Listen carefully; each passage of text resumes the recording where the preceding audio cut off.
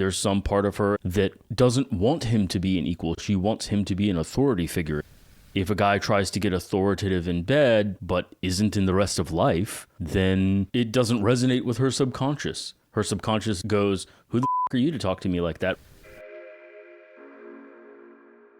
Our question today comes from Olivia, who states that she once had sex with a stranger she met at a bar. This man was quite aggressive and assertive, and she found herself getting so turned on that she went through with it and had sex with him. Ultimately, the sex was not enjoyable, but she does think about it, especially when she's reading werewolf novels. Her husband isn't like this at all. Her husband treats her like an equal, and she feels sad because she feels like she has a craving. She has an itch that she can't scratch. When her husband tries to be assertive, for example, by telling her to come, she can't really take him seriously. There's a Bill Burr skit that I think of at times where he's imitating a guy who's like super gentle, and he's like, your hair is like an ocean, your eyes are like sparkles, and then he says, is that really the guy you want all the time? Or you want to be flipped over and have your face mushed into the pillows? I think there's a lot of problematic advice out there about guys being equals in these ways and the orgasm gap and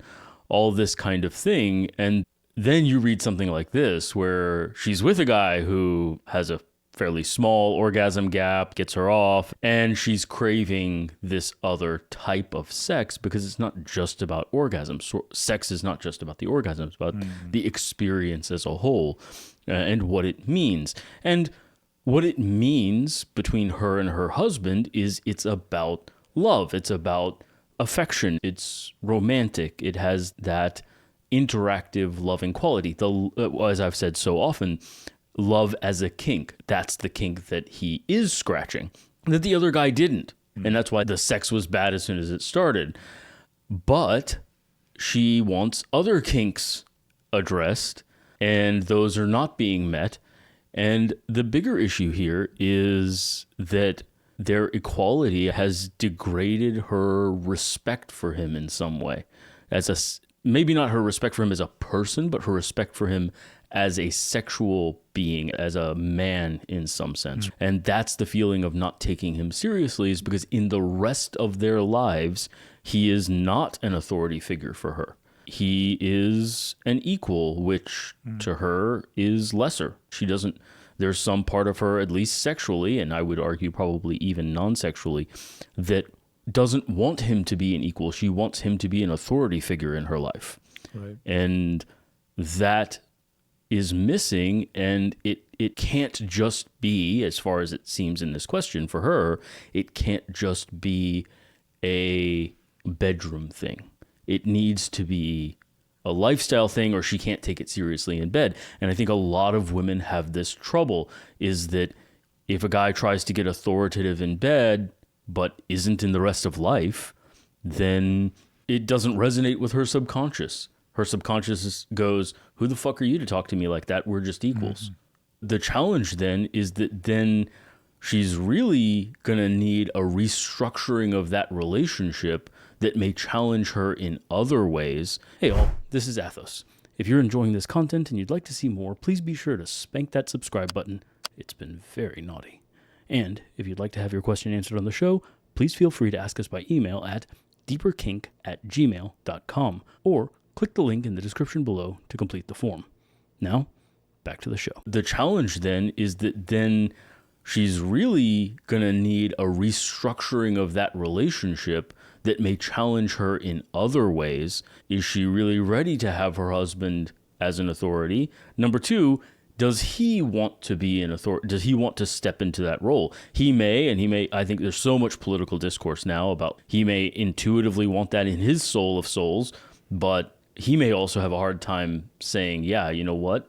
I actually do want to be the head of this household, and we need to restructure the relationship accordingly. Yeah, I think it's really interesting how we've talked about this on several of our episodes before as well, how modern political discourse, like you said, especially after the Me Too movement and the hyper-feminization, I think, of the culture, is demanding this vague sense of, well, men and women are equal. Well, in what ways are they equal? Because a man has more muscle mass than a woman, and generally speaking is taller and because of their testosterone is generally speaking a bit more aggressive as well. So there's differences. And how do those differences then manifest? If you take these initial set of conditions and then you put them forward in time, how does that manifest differently in a much more complex way over a tapestry of a life? You can't then shoehorn back in equality if you're starting off with an initial set of conditions that are disparate to begin with. And also telling how she met some person in a bar. One of the things about this question was she was very cagey about whether or not she was already married. That's right. Did you sense that too? Yeah. Whether she was already married when this happened, because it was a bar, right? It was not some person she was talking to already.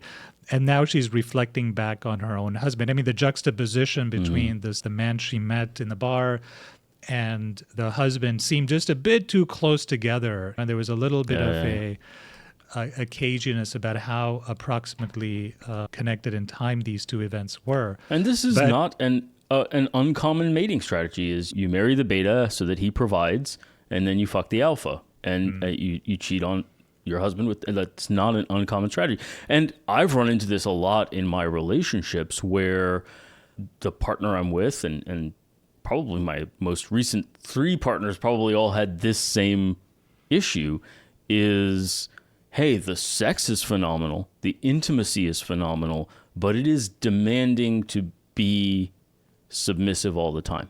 There is an energy level required in order to have a relationship that's based on this. And whereas with a beta, with a guy who's more betatized and more equal, quote unquote, hey, yeah, I can decide when I want it, when I don't. I think in a lot of these quote unquote equal relationships, it actually ends up being the woman in charge. I mean, they say equal, but realistically, who's the gatekeeper of sex? Who decides functionally when they do and don't have sex? It's probably her. That's the standard. Who decides when they have an emotional conversation versus an intellectual one, or versus it's probably her, because that's the frame of modern feminist discourse is if he doesn't talk about her emotions when she demands it, then he's a terrible husband. And then of course if he forced her to have sex, that would be just over the top. And so in most ways, these quote unquote equal relationships end up with the woman basically in charge as the gatekeeper of using emotional tactics. Crying is a great example. A lot of men are uncomfortable with a woman crying or getting upset or whatever. And so then that becomes leverage. A lot of guys just want peaceful lives. And so they end up avoiding high emotion because it's uncomfortable and annoying. And they gradually end up with the woman in control because they're not willing to fight the fight. And again, giving a framework to that, admitting that's the tendency, and then saying, okay, what do we want to do about that if this is the thing? And then kink in particular, or more traditional lifestyles, provide a variety of remedies. Is that, well, then you're going to get a spanking, or then you're not in charge, and you know you're not in charge, where you're agreeing to not be in charge ahead of time, not in the moment of the fight. That's not a good time to negotiate anything. I will say, I love Bo Burnham. He's a comedian. So he had a video special, and one of the outtakes, he had a little thing where he's talking to his fake or his fictional partner of 5 years and singing about their 5-year anniversary in all these hilarious ways, and mostly just him being annoyed. But he has this one scene where he says, there's a spider, and she jumped up on the couch, and I jumped up on the coffee table, and she says, you should kill that. And I said, no, fuck that. And she says, come on, be a man. Yeah. And he says, what? You're a total anti-sexist, a patriarchy fighter, but your whole worldview collapses the moment there's a spider, right? And so the end of that verse is everyone's a feminist until there is a spider around, right? Right. So humorous version, here's the more serious version. There is a game/book called Fair Play. And there's this claim that women do more work related to in a relationship. Of all the tasks that have to be done, the common claim you'll see online is that women do more tasks overall, in addition to working, and in particular are responsible for managing those tasks. So this is the classic trope, is that the husband tries to help her with the dishes, which still frames it as being her responsibility, but he's helping, but he doesn't know how to do it, quote unquote. So he has to ask her, so she has to constantly tell him how to do it, which doesn't functionally take it off her plate. And I think there's a reasonable level of truth in that. But again, it hinges on a lot of these things. Who decides what the right way to do the dishes is? Who's upset if it's not done their way? Again, the emotional leverage starts to be, well, then you're in control, which means you can't let it go. If you don't like the dishes being stacked a particular way, even if they get equally clean, then no, I'm not going to memorize your way of doing the dishes. Again, there's a control issue there, which to some degree is alleviated in a 24/7 relationship, because the man then is actually taking over the managerial aspects of the relationship. Yes, the dishes are still her responsibility, but he's managing. And that, I think, is a big relief to women. And I think a lot of what women are looking for in that 1950s style relationship is alleviation of the managerial aspects, not the task aspects. I don't think that's as stressful for them.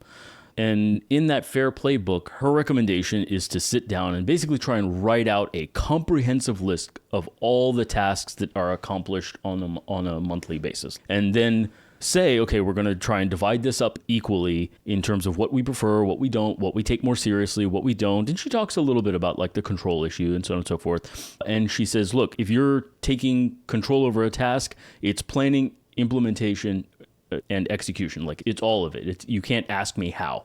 You have to plan it, you have to do it, and you have to be done. It's your task fundamentally. And again, not to say that I can't help you, but I'm helping you with your task then. We've agreed on who owns the task, quote unquote. And I think one of the interesting things about that is that she doesn't consider and doesn't have a framework for rare high risk tasks. If there's a sound downstairs in the middle of the night, who goes down? That's not split equally, but it's also to some degree an existential risk. Rare for it to happen, rare that the sound is actually an intruder of any kind, so very uncommon. And yet, if it happens, it is life-threatening. It's not quite the same as the dishes. There's a different class of task there. You might say even financially, hey, I've started my own business. I've started several businesses. I'm taking a tremendous financial risk that then hopefully will pay off. I'm working a standard job in order to pay for that entrepreneurship opportunity. So I'm doubling my workload there. Now, years later, my entrepreneurship pays off. I have a great business. I have a stable job, X, Y, and Z. And she shows up and says, oh, we're just going to start from this point forward. Well, wait a minute. Right. No. Yeah. That I understand it's very convenient. And she actually says in the book that she recommends skipping any mention of history. And I'm like, that's a very convenient point of view, right? Because no, the risk, struggle, and difficulty that I took to get to this point is a pathway. It's a life pathway that means something to me. It's very convenient to just show up at the end and be like, well, now we'll just consider it fair from this point forward. We're equal from this point forward. Correct. We're both doing the dishes. We're taking turns doing the dishes now. Right. I mean, and imagine one person goes to law school, works, does all the study in college, takes the LSAT, goes to law school, clerks for a judge, becomes an associate, becomes a partner, working 100 hours a week, whatever. Now he's 45, he's a partner, he's making $1 million a year. She is a waitress, like she didn't go to college, works as whatever, and great, they get together, that's awesome, they should enjoy the whatever. Now maybe he's able to have a cool lifestyle and a similar lifestyle to her in a lot of ways. Partners actually do tend to work a lot, so this is a poor example, but imagine he's able to work 30 hours a week or whatever if he wants to, be semi-retired, take on a few cases, whatever. And so, yeah, now they're both working 30 hours a week, and she says, well, if we're both working 30 hours a week, you should do the same amount around the house. That ignores the entire history of the workload that they've taken on and the risk that they took on and the effort and all of that in a way that's pretty disingenuous. How is this related to all of this? I think, again, these kinds of politics take very convenient stances where the husband's role in many ways is not allowed to be that authoritative place, because even when he's earned it, like my lawyer example in a lot of ways, there's a huge political force countermanding and recommending things that seem superficially fair. If you just don't think about it very deeply, oh, he's working 30 hours, she's working 30 hours, everything should be 50-50. They have the equal amount of time in the week to do the housework. I think you end up in these situations in the bedroom where she's still fantasizing about that stranger that fucked the shit out of her because her husband has become betatized in the common manosphere speak, which I don't love. I have issues with them too. But in that, the one thing they get right is that sort of, what's the phrase Rich Cooper uses? Betatization by 1,000 cuts. It's just 1,000 fights you don't want to have. And part of what kink allows is bringing all of that up from subliminal, you made a sly comment, and I know that if I don't do the dishes the way you like it, you're going to make passive aggressive comments. Yeah, brings it all up into the light and says, let's negotiate. Let's have an agreement about who's in charge, what the authority structure is, what's the method of conflict resolution, and who's managing things. I think this can work out really well for a lot of women who struggle more with the executive aspects of life. I've certainly heard that from a lot of my girlfriends, is that as much as it can be demanding to be with me because I'm intense and I interact very intensely and very intellectually, from a lifestyle standpoint, they've had a certain amount of ease because they don't have to make decisions. I have set up and outlined the plan, and they just have to follow it. And that's a relief to a lot of them, to have a man in charge. But she has to find a way to her husband has to find a way to earn her respect so that she accepts him being in charge.